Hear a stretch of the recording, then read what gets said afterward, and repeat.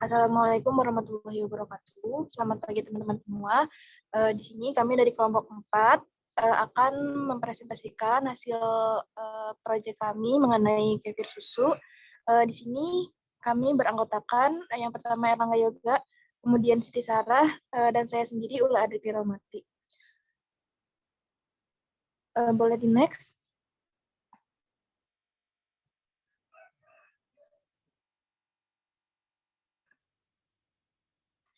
Nah, di sini saya akan menjelaskan mengenai MSDS.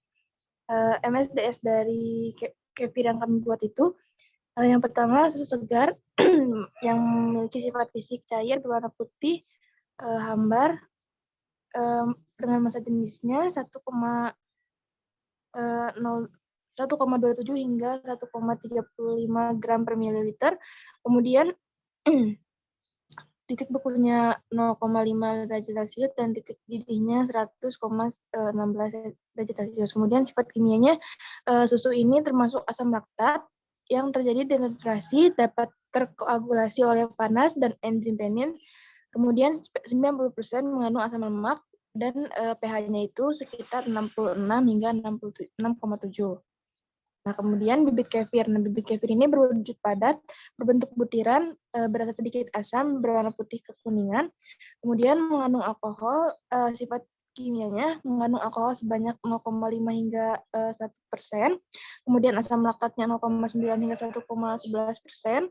Kemudian terdiri dari Lactobacillus streptococcus atau lactococcus, kemudian Acetobacter dan yeast atau Famir. Nah, kemudian di sini gas LPG. Nah, gas LPG ini memiliki sifat fisik berwujud gas dan cair, kemudian berbau khas, stabil di suhu ruangan, kelarutannya 88 mg per liter, kemudian titik nyalanya minus 81 derajat Celcius. Kemudian agen oksidasinya, sifat fisiknya pertama sebagai agen oksidasi, kemudian kekurangan udara primer dan sekunder dapat menghasilkan CO2 terbentuk dibakar, kemudian sangat mudah terbakar, membentuk campuran eksplosif dengan udara dan dapat menyebabkan kebakaran kilat. Nah, di sini bahayanya yang pertama mudah terbakar dan inhalasi, kemudian penanggulangannya jika terbakar segera hubungi medis dan pemadam kebakaran. Kemudian jika terjadi inhalasi, cari udara segar dan hubungi medis. Oke, boleh di next. Selanjutnya akan disampaikan oleh rekan saya, yaitu Saudara Errol. Kepadanya dipersilakan. Baik, terima kasih. Selanjutnya saya akan menjelaskan mengenai alat bahan yang digunakan dalam pembuatan kefir ini. Yang pertama, untuk alatnya sendiri, kita memerlukan ada panci, pengaduk, saringan plastik, toples, kompor, kain lap, dan tabung gas, yang masing-masing berjumlah 1 buah, kecuali kain lap yaitu berjumlah 2 helai. Selanjutnya untuk bahannya sendiri, yaitu pertama ada susu segar, kita menggunakan 1000 ml atau 1 liter, bibit kefir sebanyak 250 gram, kemudian liquefied petroleum gas atau LPG digunakan sebanyak 3000 gram atau 3 kilo. Untuk prosedurnya sendiri, dalam pembuatan susu kefir low fermentation ini, yang pertama kita siapkan dulu alat bahan yang telah kita sebutkan tadi atau yang telah disiapkan. Kemudian sterilisasi susu murni dengan pemanasan selama 30 menit, sambil diaduk dengan api kecil dan jangan sampai mendidih. Yang tiga, yaitu mendinginkan susu murni yang telah disterilisasi, kemudian memasukkan susu murni ke dalam toples kaca atau toples plastik yang intinya tahan akan panas. Yang kelima yaitu memasukkan bibit kefir ke dalam susu murni setelah dingin. Setelah itu mengaduk larutan, kemudian menutup toples dengan kain dan mendiamkannya selama 24 jam. Setelah 24 jam, larutan kemudian disaring dan akan menghasilkan bibit kefir. Nah, setelah itu, larutan yang telah disaring diberi perasa makanan pada minuman kefir yang telah selesai dibuat. Nah, untuk perasa ini sendiri bisa sifatnya opsional, artinya tidak terlalu wajib, bisa dimasukkan ataupun tidak. Selanjutnya, memisahkan antara butiran kefir yang telah tersaring tadi dengan larutan kefir yang telah dibuat.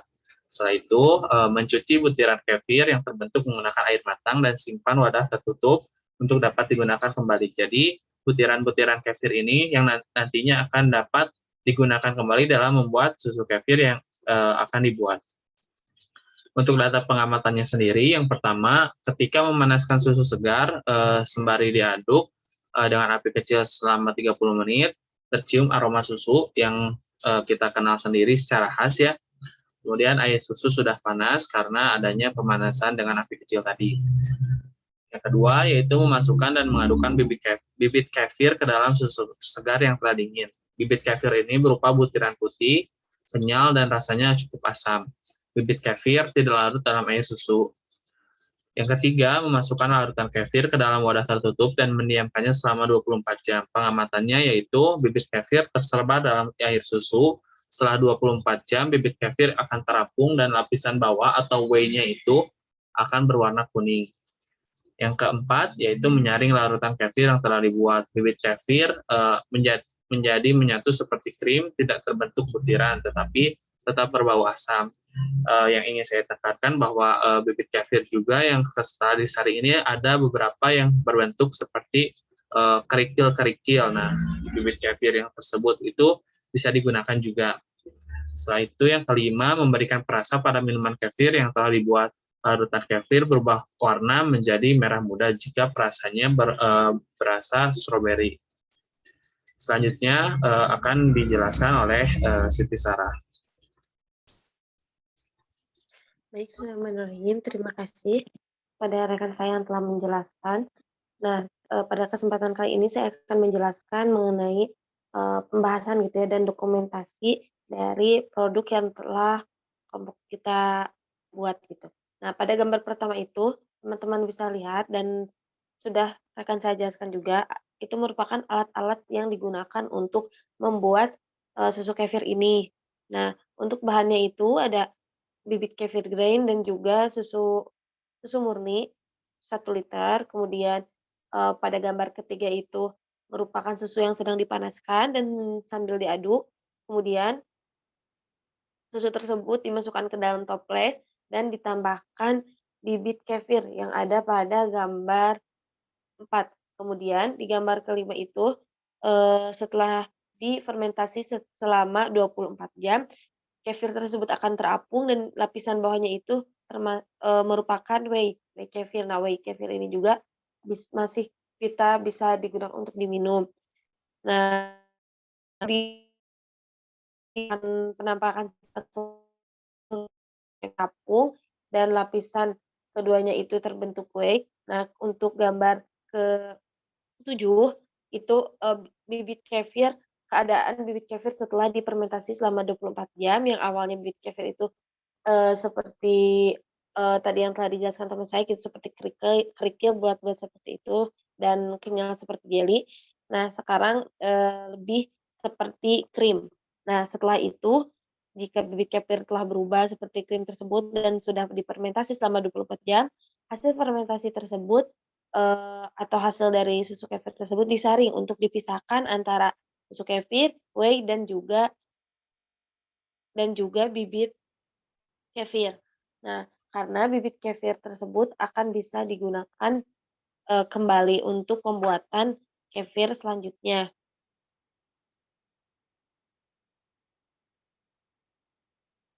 Nah, jadi setelah dilakukan fermentasi selama 24 jam ini akan terbentuk 2 lapisan. Nah, 2 lapisan ini merupakan, dari mikroba biji kefir yang mikroba dari yang ada pada biji kefir, terus untuk proses fermentasinya.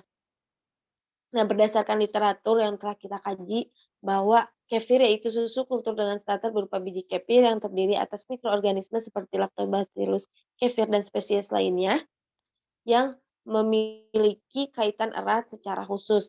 Nah, setelah dilakukan fermentasi selama 24 jam tadi, terbentuk 2 lapisan yaitu bibit kefir yang sudah mengental seperti krim yang seperti pada gambar, dan lapisan bawahnya itu merupakan whey kefir berwarna kuning. Nah, nanti saat dibuka, toples itu akan mengeluarkan aroma khas, yaitu aroma susu dan juga aroma kefir seperti berbau asam. Nah, bagian yang pekat tersebut akan mengental dan dapat digunakan kembali sebagai biji kefir untuk pembuatan kefir selanjutnya. Agar biji kefir tersebut bisa digunakan untuk pembuatan kefir selanjutnya, yaitu kita bisa hasil saringan dari biji kefir tersebut diberikan sedikit susu kembali. Nah, warna putih dan cukup kental dan memiliki fungsi untuk penanggulangan masalah pencernaan, menjaga fungsi liver, diet, dan peningkatan kebugaran. Lapisan kefir yang paling bawah adalah kefir bening atau whey dengan ciri warna yang lebih bening dibandingkan dengan kefir prima.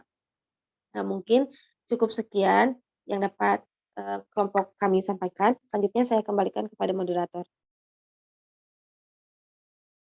Baik, terima kasih kepada teman-teman semua yang telah menjelaskan materinya. Sebelum kami tutup presentasi ini, silakan bagi yang ingin bertanya, silakan tulis di kolom LMS atau di grup diskusi WhatsApp. Terima kasih. Wassalamualaikum warahmatullahi wabarakatuh.